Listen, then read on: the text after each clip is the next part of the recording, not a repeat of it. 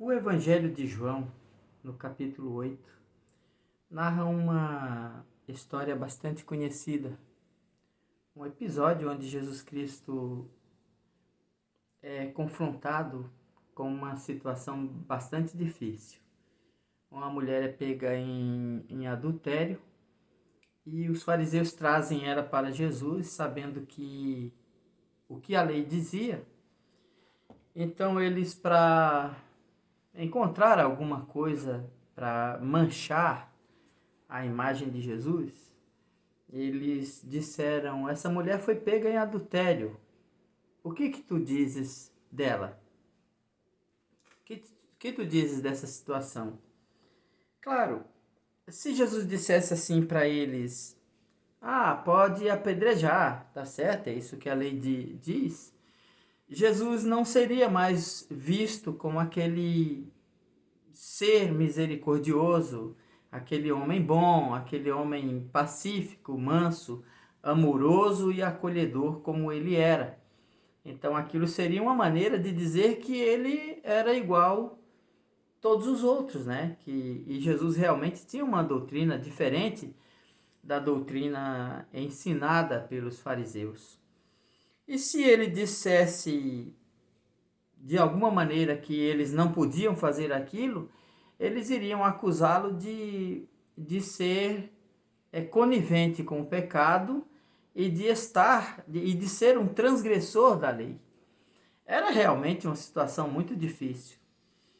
Então Jesus, como era de se esperar, né, o mestre, disse uma coisa ali, achou a solução, dizendo simplesmente para eles: tudo bem, aquele que entre vós está sem pecado, que atire pedras contra ela.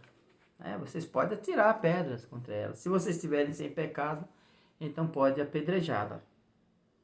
E então eles se tocaram, né? Não tiveram coragem de dizer que estavam sem pecado, e ali largaram as pedras e saíram.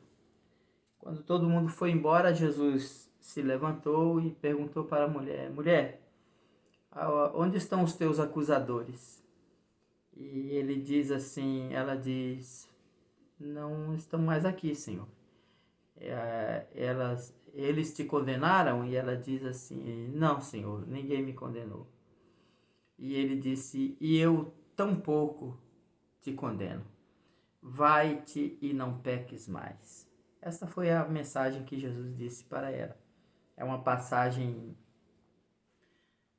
muito conhecida, muito bem explicada. Já ouvi uma explicação a respeito desta passagem bíblica pelo Reinhard Bonk.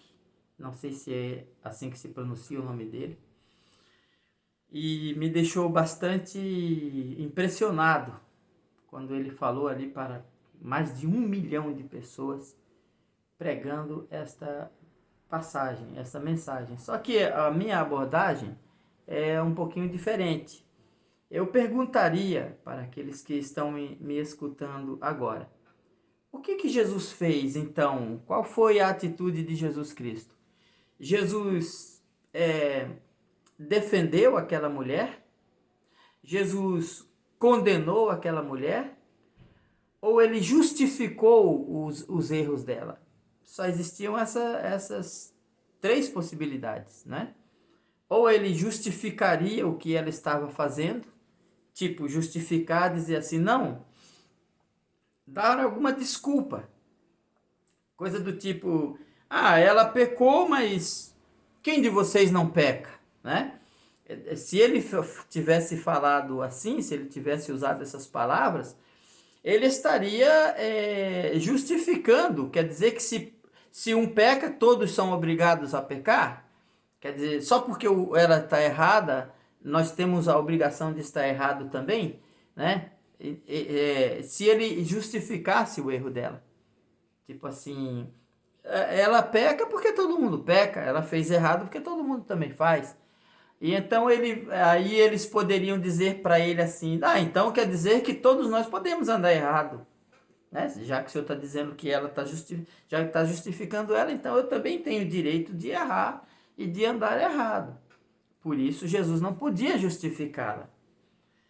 Jesus defendeu ela?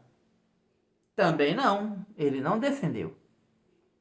Porque se ele defendesse, ele estaria contrariando a lei, né? Se ele defendesse ela.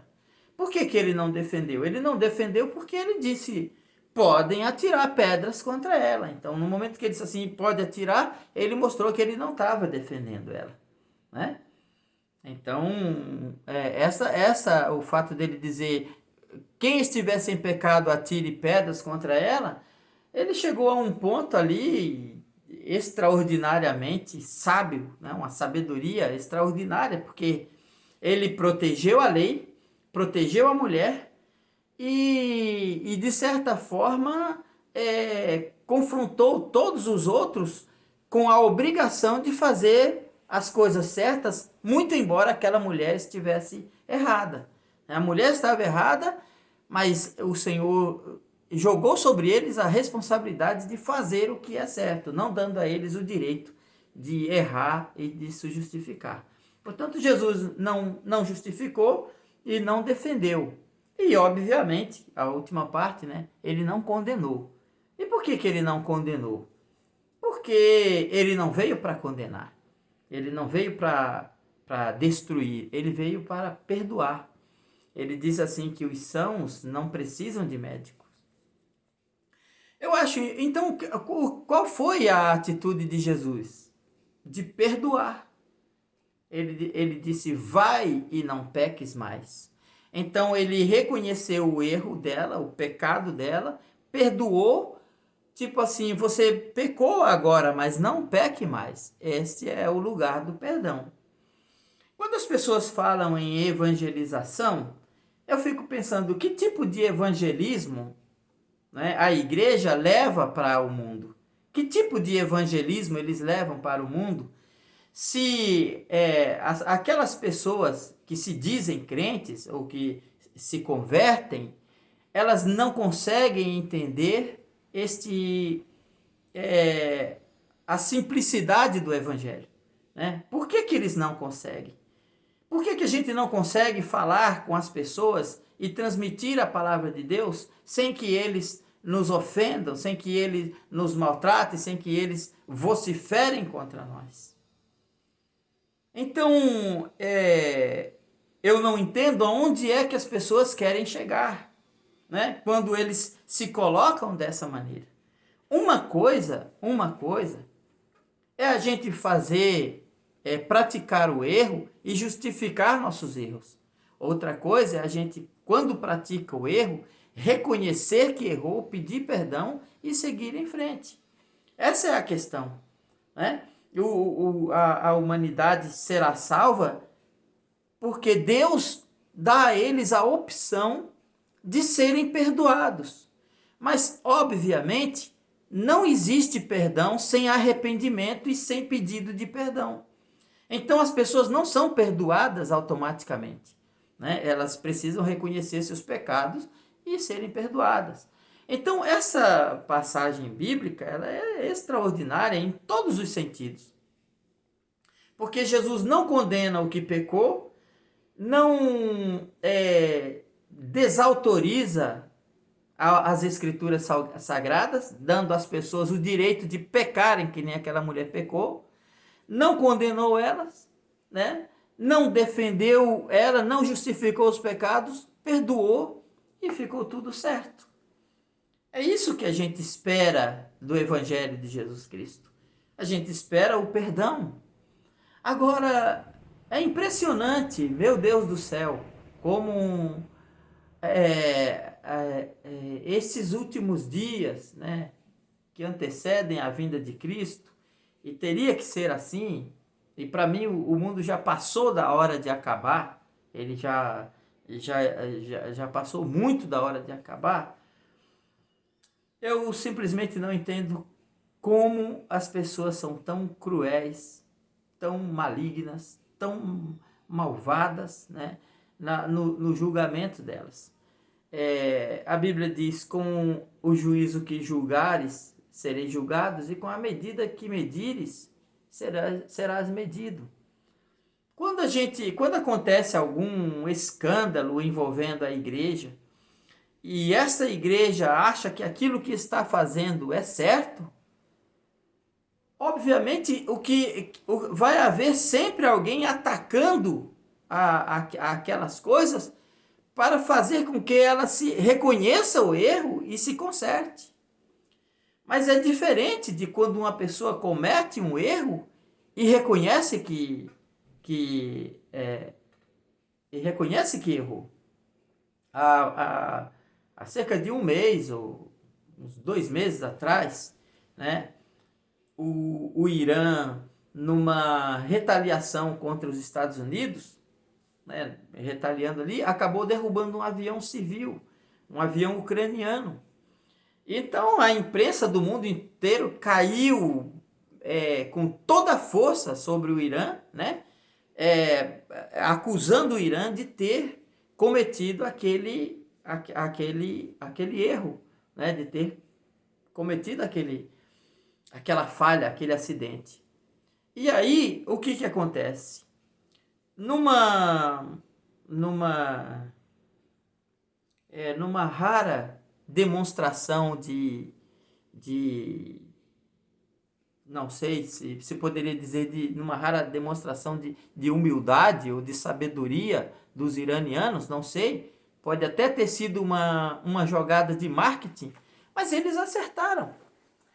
Poucos dias depois, 2, 3 dias depois, eles chegaram e assumiram a culpa. Não, fomos nós que derrubamos o avião, foi um erro grave, estamos consternados pelas famílias que ficaram enlutadas, nós vamos fazer uma investigação, vamos ver o que aconteceu e vamos punir os responsáveis.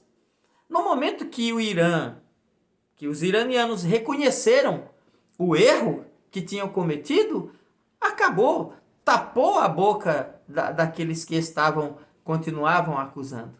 Então, há uma diferença de quando uma pessoa erra e reconhece o erro e aquela que erra e quer justificar os erros. Quando a pessoa está fazendo alguma coisa errada, mas está insistindo de que aquilo é certo e fica com aquela discussão, nunca essa discussão vai acabar. Porque aqueles que são contrários àquela atitude sempre vão atacar e vão fazer todo o possível para destruir a imagem daquele conceito errado que a pessoa tem, até que ela reconheça que está errado. Mas quando a pessoa chega no momento de humildade e reconhece seu erro, o que se pode mais fazer a não ser perdoar?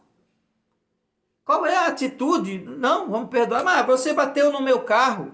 Tá, eu vou pagar o conserto, mas você bateu o meu carro. Mas eu pago pelo conserto do seu carro. Me perdoe, me desculpe. Não, mas por que você bateu? Mas uma pessoa que age dessa maneira, ela não quer paz.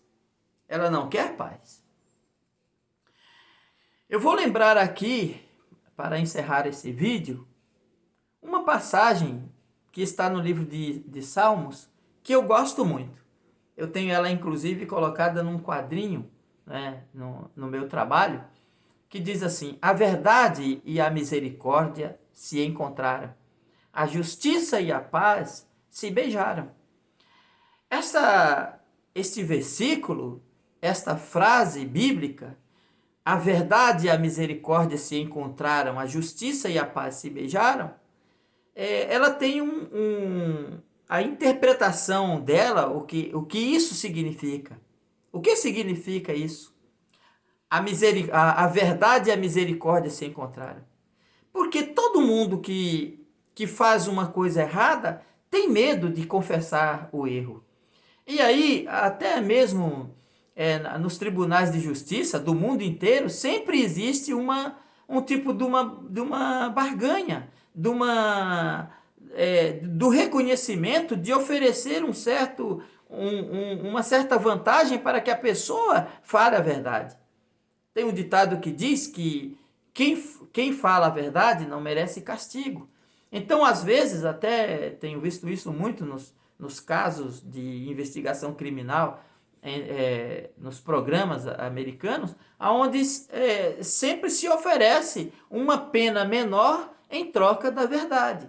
Quer dizer, quando a pessoa fala a verdade, ela tem medo de ser castigada, então tem que haver misericórdia, né? Por isso que a misericórdia e a verdade se encontram. Porque aonde alguém está disposto a falar a verdade, a outra parte que deseja e que quer isso, tem que ter misericórdia. Né? Não se pode chegar para uma criança, mandar ela falar a verdade e depois que ela falar, descer o pau nela. Não, tem que chegar e dizer, filho, fala a verdade.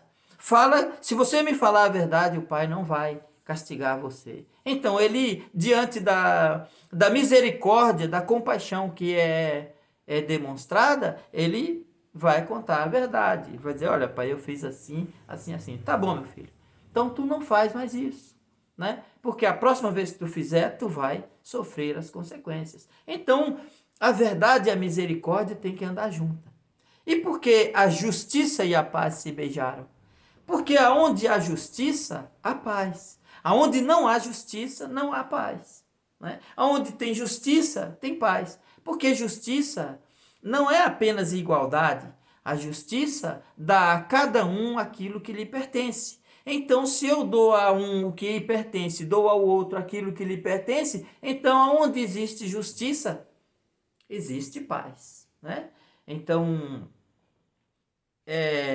conforme as palavras de Jesus Cristo para aquela mulher, que disse assim, vai em paz, né? Vai e não peques mais. Jesus demonstrou misericórdia para com aquela pessoa e assim nós, os cristãos, devemos demonstrar misericórdia, perdão, né? Com os nossos semelhantes. E outra coisa, né? Que a Bíblia ensina, com o juízo que julgares, serás julgado, e com a medida que medires, serás medido.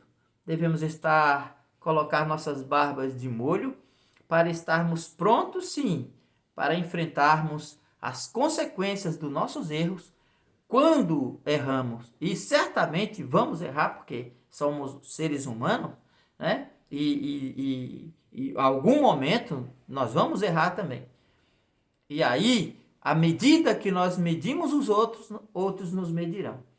E com a justiça, o juízo que nós julgamos os outros, seremos também julgados. Queira Deus que sejamos capazes de exercer misericórdia para merecer a misericórdia dos outros também. Que Deus abençoe a todos, em nome de Jesus Cristo. Amém.